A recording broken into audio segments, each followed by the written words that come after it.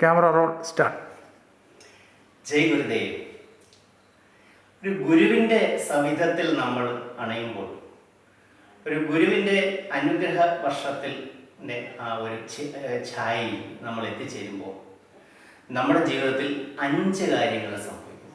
1, 2, 3, 4, 5 എന്നിങ്ങനെ എണ്ണിപ്പറയാം.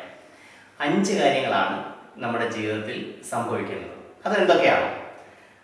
അത് പറയുന്നതിന് മുമ്പേ ഗുരു ആരാണ്, ഗുരു എന്താണ് എന്നറിയണം. ഗു എന്നാൽ അന്ധകാരം, രു എന്നാൽ അകറ്റുന്നത്. അന്ധകാരം അകറ്റുന്ന വ്യക്തിയല്ല, ശക്തി, സാന്നിധ്യം, അതാണ് ഗുരു. അജ്ഞാനതിമിരാന്തസ്യ ജ്ഞാനാഞ്ജനശലാകയ ചക്ഷുരുർമീലിതം യേന തസ്മൈ ശ്രീ ഗുരവേ നമ എന്ന് കേട്ടിട്ടില്ലേ? നമ്മുടെ മനസ്സ്, നമ്മുടെ അകം അന്ധകാരം കൊണ്ട് ആവൃതമായിരിക്കുകയാണ്. എന്തിൻ്റെ അന്ധകാരമാണ്? അജ്ഞാനത്തിൻ്റെ, അറിവില്ലായ്മയുടെ ആ തിമിരം കൊണ്ട്. ആ തിമിരം നമ്മുടെ കണ്ണുകളെ ഇങ്ങനെ മൂടിയിരിക്കുകയാണ്. ആ തിമിരത്തെ മാറ്റണം. ഇന്നത്തെ കാലത്താണെങ്കിൽ കാറ്ററാക്ട് സർജറി ഉണ്ട് അല്ലേ? അന്നത്തെ കാലത്ത് ചരകന്റെയും സുശ്രുതിന്റെയും ഒക്കെ കാലഘട്ടമാണ്. ഒരു സൂചി കൊണ്ടാണ് തിമിരത്തെ മാറ്റുക. അഞ്ജനശലാക എന്ന വാക്കിന്റെ അർത്ഥം സൂചി. അപ്പൊ ജ്ഞാനമാകുന്ന ആ സൂചി കൊണ്ട് എൻ്റെ കണ്ണുകളെ മൂടിയിരിക്കുന്ന ഈ അറിവില്ലായ്മയാകുന്ന തിമിരത്തെ അകറ്റി എൻ്റെ ഉള്ളിലേക്ക് പ്രകാശം നിറയ്ക്കണമേ, അറിവിന്റെ പ്രകാശം നിറയ്ക്കണമേ എന്നാണ് ആ ശ്ലോകത്തിന്റെ അർത്ഥം. ഇപ്പൊ നമ്മളിരിക്കുന്ന മുറിയിൽ സൂര്യപ്രകാശമില്ല. പക്ഷെ നമ്മൾ വാതിലുകൾ, ജനലുകളൊക്കെ തുറന്നിടുമ്പോൾ ആ സൂര്യപ്രകാശം അകത്തേക്ക് കയറി വരുന്നില്ലേ? അതേപോലെ നമ്മുടെ ഉള്ളിലെ അജ്ഞാനമാകുന്ന അന്ധകാരത്തെ മാറ്റി അറിവിന്റെ പ്രകാശത്തെ കടത്തിവിടുന്ന വാതായനമാണ് ഗുരു. അതാണ് ഗുരു എന്ന വാക്കിന്റെ അർത്ഥം. ഗുരു ബിന ഗതി നഹി. ഗുരു ഇല്ലാത്ത ഒരാളിന് ജീവിതത്തിൽ ഒരു ദിശാബോധം തന്നെ ഉണ്ടാവുകയില്ല എന്നാണ് പറയുന്നത്. അനാഥൻ എന്നുള്ള വാക്കിന്റെ അർത്ഥം അച്ഛനും അമ്മയും ഇല്ലാത്തവൻ എന്നല്ല. അനാഥന നാഥനില്ലാത്തവൻ, ഗുരുവില്ലാത്തവൻ എന്നാണ് അതിന്റെ അർത്ഥം. സർവഗുണ സമ്പന്നഃ ഇതി ദേവഃ എന്നാണ്. എല്ലാ മാനുഷികമായിട്ടുള്ള എല്ലാ ഗുണങ്ങളുടെയും, ദയയുടെയും കരുണയുടെയും സ്നേഹത്തിന്റെയും അനുതാപത്തിന്റെയും ഒക്കെ മൂർത്തിമത് ഭാവമാണ്, ആൾ രൂപമാണ് ഗുരു എന്ന് പറയുന്നത്. അതാണ് ഒരു നമുക്ക് ഒരു സമുദ്രത്തോട് ഉപമിക്കാറുണ്ട്. ഗുരുവിനെ ഒരു സാഗരത്തോട് ഉപമിക്കാറുണ്ട്.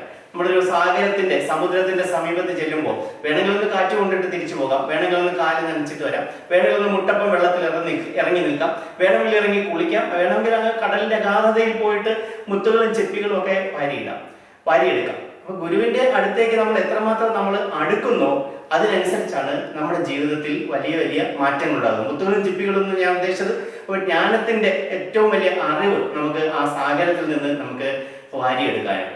ഒരു ഭക്തനെ സംബന്ധിച്ചിടത്തോളം, ഒരു ശിഷ്യനെ സംബന്ധിച്ചിടത്തോളം ഒക്കെ ഗുരു എന്ന് പറയുന്നത് ഒരു മരുഭൂമിയിൽ ഇങ്ങനെ ഗതി കിട്ടാതെ, ദിശ കിട്ടാതെ ഇങ്ങനെ അലയുകയാണെങ്കിൽ ഒരു മരുപ്പച്ച കണ്ടെത്തിയാൽ എങ്ങനെയിരിക്കും? അതാണ് ഗുരു എന്ന് പറയുന്നത്. അല്ലെങ്കിൽ ഒരു കടലിൽ ഇങ്ങനെ ഒരു അലിഞ്ഞു തിരിയുന്ന ഒരു സഹായം പോലും ലഭിക്കാതെ അലിഞ്ഞു തിരിയുന്ന ഒരു വള്ളത്തിൽ ഇങ്ങനെ പോവുകയാണ് സങ്കല്പിക്കുക. ഒരു കപ്പലുമായിട്ട് ഒരു കപ്പിത്താൻ നമ്മളെ രക്ഷിക്കുന്ന വിചാരിക്കുക. അങ്ങനെയാണെങ്കിൽ ആ കപ്പിത്താനാണ് ഗുരു. അപ്പൊ സ്വയം കൊളുത്തി വെച്ച ഒരു ദീപത്തിൽ നിന്ന് മാത്രമേ, കൊളുത്തിയിരിക്കുന്ന ഒരു ദീപത്തിൽ നിന്ന് മാത്രമേ മറ്റൊരു ദീപം നമുക്ക് കത്തിക്കാൻ സാധിക്കൂ. സ്വയം കൊളുത്തി നിൽക്കുന്ന ആ ദീപമാണ് ഗുരു എന്ന് പറയുന്നത്. അതുപോലെ സ്വയം സ്വതന്ത്രനായിരിക്കുന്ന ഒരാൾക്ക് മാത്രമേ മറ്റുള്ള ആൾക്കാരെ സ്വതന്ത്രരാക്കാനായി സാധിക്കൂ അല്ലേ?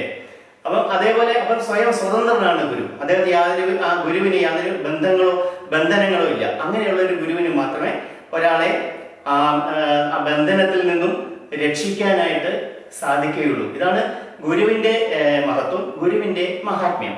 അപ്പൊ ഗുരുവിന്റെ സമീപത്ത്, ഗുരുവിന്റെ, ഞാൻ നേരത്തെ പറഞ്ഞ അനുഗ്രഹ വർഷത്തിന്റെ തണലിൽ നമ്മൾ എത്തിച്ചേരുമ്പോൾ നമ്മുടെ ജീവിതത്തിൽ 5 കാര്യങ്ങൾ സംഭവിക്കുന്നു എന്ന് ഞാൻ പറഞ്ഞു. ഒന്നാമതായി ജ്ഞാനരക്ഷ.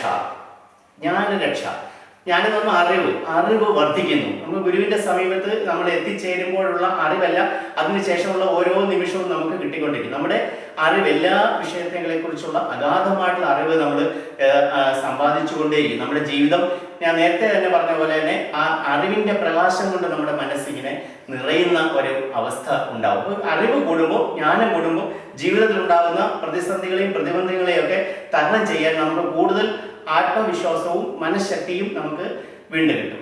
രണ്ടാമത്തെ അനുഗ്രഹം എന്താണ്? ദുഃഖക്ഷയം. അപ്പൊ ദുഃഖമില്ലാതെ ജീവിതമില്ല. സുഖമുണ്ടോ? ദുഃഖവുമുണ്ട്. സുഖവും ദുഃഖവും ഒരേ നാണയത്തിന്റെ തന്നെ രണ്ട് വശങ്ങളാണ്.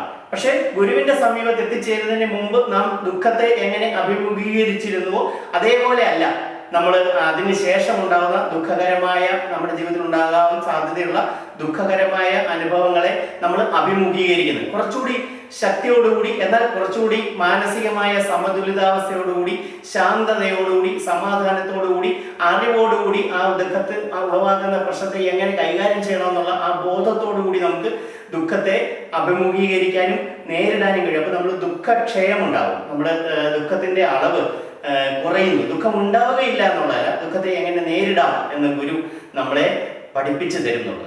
മറ്റൊന്ന് സർവസംവർദ്ധന, മൂന്നാമത്തെ കാര്യമാണ് സർവസംവർദ്ധന. സർവസംവർദ്ധന എന്ന് പറഞ്ഞാൽ നാം കഴിവുകൾ വികസിക്കുന്നു. നമ്മുടെ എല്ലാവരുടെയും ഉള്ളിൽ നമ്മളെല്ലാം ഓരോ കഴിവുകളുമായിട്ട് ആണ് ജനിക്കുന്നത്. നൈസർഗികമായ കഴിവുകൾ നമുക്ക് ഓരോരുത്തർക്കും ഉണ്ട്. പക്ഷെ ഈ കഴിവുകൾ നാം തിരിച്ചറിയപ്പെടാതെ പോകുന്നു. ഗുരുവിന്റെ കൂടെ എത്തുമ്പോൾ നമ്മൾ ഈ കഴിവുകളെല്ലാം തിരിച്ചറിയുന്നത് മാത്രമല്ല, ആ കഴിവുകളെല്ലാം വികസിക്കുകയും വളരുകയും ചെയ്യും. ഇപ്പൊ ചിത്രം വരയ്ക്കാത്തവർ ചിത്രം വരയ്ക്കും, പാടാത്തവർ പാടും, പ്രസംഗിക്കാത്തവർ പ്രസംഗിക്കും, എഴുതാത്തവർ എഴുതും. ഇങ്ങനെ നിരവധി ആയിരക്കണക്കിന്, പതിനായിരക്കണക്കിന്, ലക്ഷക്കണക്കിന് ആൾക്കാരുടെ അനുഭവ സാക്ഷ്യങ്ങൾ ഇങ്ങനത്തെ കാര്യങ്ങൾക്കായിട്ട് ഉണ്ട്. അതാണ് സർവസംവർദ്ധന എന്ന് പറയുന്നത്. നാലാമതായിട്ട് ഉണ്ടാകുന്നത് സുഖാവിർഭാവം. എന്തുകൊണ്ടെന്നറിയാതെ നമ്മുടെ മനസ്സിൽ ഇങ്ങനെ സന്തോഷം നിറഞ്ഞ് തുളുമ്പും.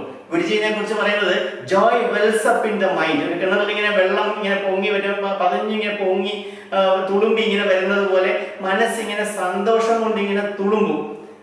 എന്തിനാണെന്ന് അറിയാൻ വയ്യാത്തൊരു സന്തോഷം. അപ്പൊ മനസ്സിങ്ങനെ സന്തോഷം കൊണ്ട് നിറഞ്ഞു കഴിയുമ്പോൾ എന്താണ്, മുഖത്ത് നല്ലൊരു പുഞ്ചിരി കാണും. മുഖത്തൊരു പുഞ്ചിരി ഉണ്ടാവുക എന്ന് പറഞ്ഞാൽ എന്താണ്, ജീവിതത്തിൽ വിജയിയായി എന്നുള്ളതിന്റെ ഏറ്റവും വലിയ അടയാളമാണ് മുഖത്തുള്ള പുഞ്ചിരി. നമ്മുടെ ജീവിത വിജയം കൈവരിക്കുന്നു എന്നുള്ളതിന്റെ ഏറ്റവും വലിയ അടയാളം നമുക്ക് എത്രമാത്രം ബാങ്ക് ബാലൻസ് ഉണ്ടെന്നുള്ളതാണ്. നമ്മുടെ മുഖത്ത് എപ്പോഴും ഒരു ചിരി ഉണ്ടോ എന്നുള്ളത്, ഒരു പുഞ്ചിരി എപ്പോഴും വിടർന്നു നിൽക്കുന്നുള്ളത്. മുഖം മനസ്സിന്റെ കണ്ണാടി എന്നാണ്. മനസ്സിൽ സന്തോഷം നിറഞ്ഞു കഴിഞ്ഞില്ലെങ്കിൽ ഒരിക്കലും നമ്മുടെ ചുണ്ടുകളിൽ അങ്ങനെ ഒരു സന്തോഷം നമുക്ക് ഉണ്ടാവാനായിട്ട് സാധ്യമില്ല. അഞ്ചാമത്തെ ഏറ്റവും പ്രധാനമായിട്ടുള്ള കാര്യം സമൃദ്ധി. സമൃദ്ധി എന്ന് പറയുമ്പോൾ അബണ്ടൻസ്. ഇപ്പൊ നേരത്തെ ഒരു ലോട്ടറി അടിച്ച് കുറേയധികം പൈസ കിട്ടുമെന്നോ അല്ലെങ്കിൽ ഭൗതികമായ ഒരുപാട് ജീവിത സുഖങ്ങളും സൗകര്യങ്ങളും ഒക്കെ ഉണ്ടാകുന്നോ ഒന്നുമല്ല ഈ സമൃദ്ധി എന്നുള്ള വാക്കിന്റെ അർത്ഥം. അപ്പൊ ഉള്ളത് കൊണ്ട് സംതൃപ്തിയോടുകൂടി ജീവിക്കാനുള്ള ഒരു മാനസികാവസ്ഥ നമ്മൾ കൈവരുമ്പോഴാണ് സമൃദ്ധി ഉണ്ടാകുന്നത്. നമ്മളെപ്പോഴും നമ്മളെക്കാൾ കൂടുതൽ എന്തെങ്കിലും ഉണ്ട് എന്ന് കരുതുന്ന ആൾക്കാരുമായിട്ടാണ് നമ്മളെ താരതമ്യപ്പെടുത്തുന്നതെങ്കിൽ ഒരിക്കലും നമുക്ക് സമൃദ്ധി ഉണ്ടാവുകയില്ല, സംതൃപ്തി ഉണ്ടാവുകയില്ല. എന്നാൽ നമ്മളെക്കാൾ എത്രയോ ലെസ് ഫോർച്യുനേറ്റ് ആയിട്ടുള്ള, എത്രയോ നിർഭാഗ്യവാന്മാരായിട്ടുള്ള, നമ്മുടെ അത്രയും തന്നെ സൗകര്യങ്ങൾ ഇല്ലാത്ത ആൾക്കാരുമായിട്ടാണ് നമ്മൾ താരതമ്യപ്പെടുത്തുന്നതെങ്കിൽ നമ്മൾ എന്തുമാത്രം വലിയ ഭാഗ്യവാന്മാരാണ്, എന്തുമാത്രം അനുഗ്രഹീതരാണെന്നുള്ള ബോധം നമ്മുടെ മനസ്സിലുണ്ടാവും. അപ്പൊ സമൃദ്ധി എന്ന് പറഞ്ഞാൽ ആരുടെയും മുമ്പിൽ പോയിട്ട് ഒന്നുമില്ലെന്ന് പറഞ്ഞ് നിൽക്കേണ്ടാത്ത ഒരവസ്ഥ, ആരുടെയും മുമ്പിൽ പോയി ലജ്ജിച്ച് തല താഴ്ത്തി നിൽക്കേണ്ടാത്ത ഒരവസ്ഥ, ഒന്നിനും ഒരു കുറവില്ലാത്ത അവസ്ഥ.